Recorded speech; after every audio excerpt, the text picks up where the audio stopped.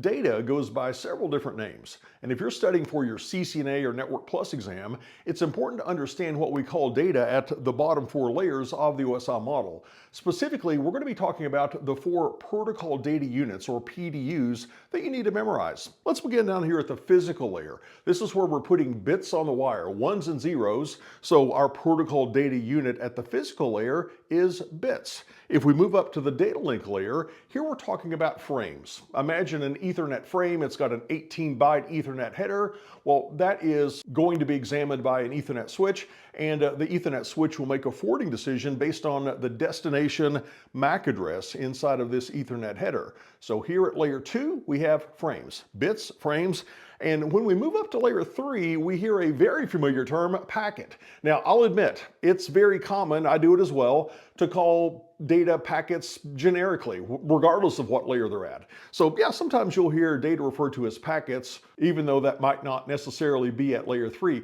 But technically, the PDU at layer 3, the network layer, those are packets, or we also call them datagrams. So packets, most common, or datagrams, also acceptable at layer 3.